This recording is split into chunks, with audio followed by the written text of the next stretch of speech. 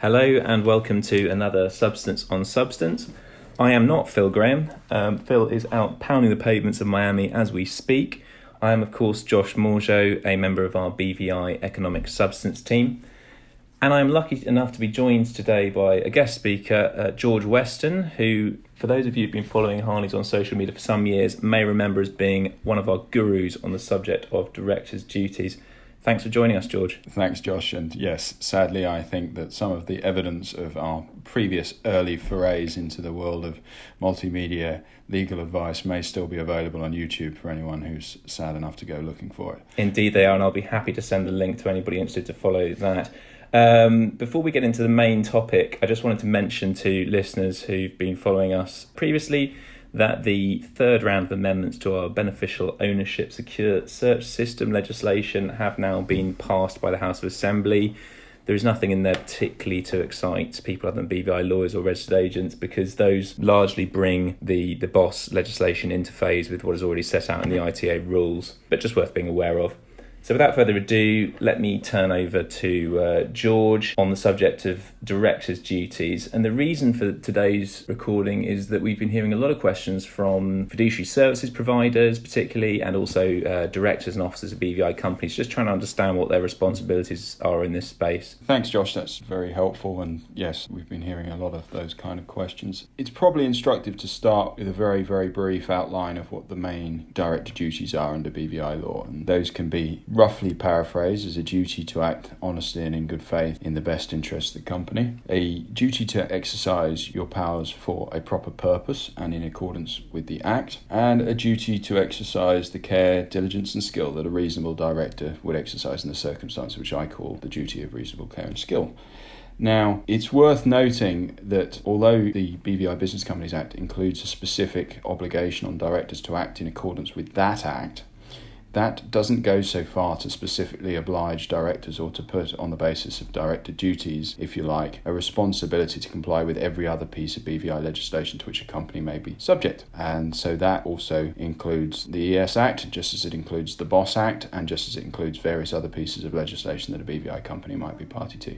That doesn't mean, however, that the duties which are contained within the BVI Business Companies Act are irrelevant to the question of your potential liability for falling short in the area of economic substance. So, for example, if you have got yourself into a situation where, due to your own negligence, you have caused the company to be subject to potential enforcement action, fines or penalties under the economic substance legislation, there's probably a very good prima facie case on the face of it that you have breached your duty to act with reasonable care and skill. And you may also not have acted in the best interest of the company. In addition to that, if you're talking about a situation where a director has made or caused to be made or allowed to be made a false declaration to the ITA, you may well have breached your duty to act honestly and in good faith.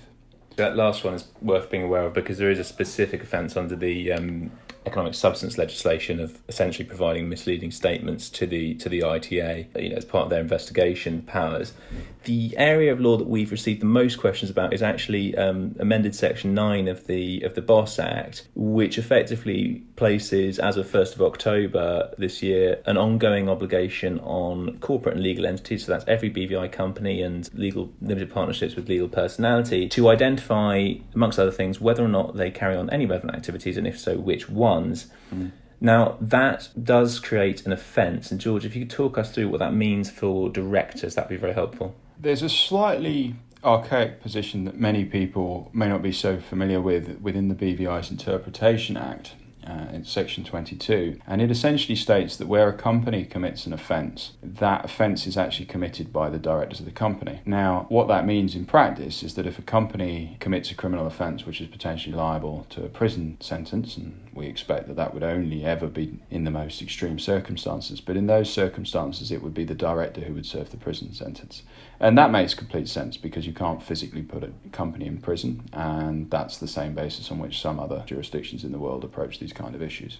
I should add, if people are listening and think that sounds very scary, that is extremely high hurdle. The Attorney General would effectively have to approve the action against a director or officer, and also there are various limbs of that would have to be made out. So it's pretty unlikely to be relevant in practice in most cases. The other thing to mention on that section of BOSS that I mentioned is that there is a defence effectively if the company or the director or senior manager can show that there was a reasonable cause not to have identified the relevant activity. That could take many guises, but one of the key things that we think will constitute reasonable cause is a situation where effectively the directors have given all the right information to a BVI lawyer or professional advisor, and then they've relied on that professional advisor to tell them, which relevant activities apply to their company. In those circumstances, you would hope that would be viewed as reasonable cause, because the directors have effectively, exercised reasonable care and skill, and they've asked the professionals. George, could you talk us through that in the context of directors' duties more broadly? Yes, the defence that's there under the BOSS Act interrelates quite nicely with Section 123 of the Business Companies Act, which essentially lists a series of circumstances in which directors may be excluded from liability where they've relied on records and reports, and critically in this particular context, where they've relied on a professional advisor or expert in relation to matters which the director believes on reasonable grounds to be within that person's professional or expert competence. So it would be reasonable, for example, to rely on a BVI lawyer to provide you with BVI legal advice. It may not be reasonable to rely, for example, on a UK lawyer to give you BVI legal advice. Now, it's worth noting that it's only a defence if the director acts in good faith,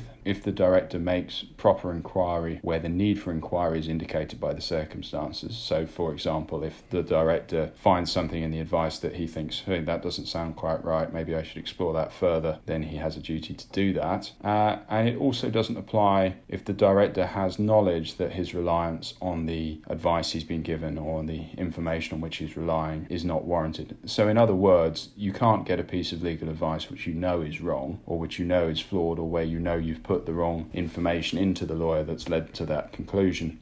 You can't in good faith then turn around and say, well, actually no, I relied on you, and so even though I knew you were wrong, I'm somehow exempted from my obligations under my director duties.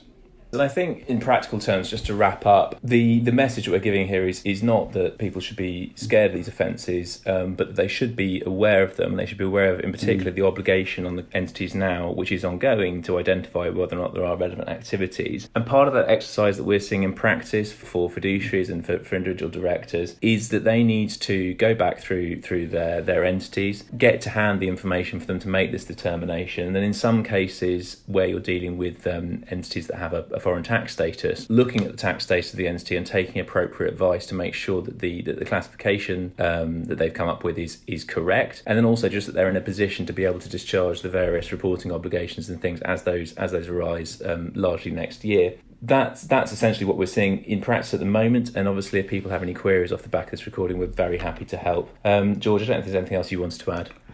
Certainly. Just one small thing, Josh, and it's worth bearing in mind that many people will be thinking that the next step for them after taking legal advice is to have a board meeting or pass written resolutions that sort of formalise that they've received advice and that they've taken that into consideration in forming a view as to what they need to do under the Act. We're also finding that some people who are thinking about moving their direction of management to the BVI or feel that they're required to do that because of the nature of the particular relevant activity that they're undertaking, and that in that particular context it might be quite helpful to use this as a good excuse, if you like, to make sure you have that first board meeting in the BVI, because some inactive companies, as we all know, may not be having board meetings that regularly, and so may not have a natural reason to have that first board meeting in the BVI with their newly changed board where relevant. Yeah, absolutely. It's a really good point to appreciate. So this is relevant to entities that carry on relevant activity and are not exempt as non-residents, with the exception of pure equity holding entities, because in those cases there's no requirement to show direction and management in the BVI. So if you're carrying on one of the other 8 relevant activities and you are holding your first board meeting to demonstrate substance in the BVI, part of that will be to record the basis by which you arrived at your classification, and then also to approve any steps that have been taken to become compliant. And that really goes to the strategic decisions of the entity in question. Thanks very much for joining, George. That's been very helpful. Thanks, Josh.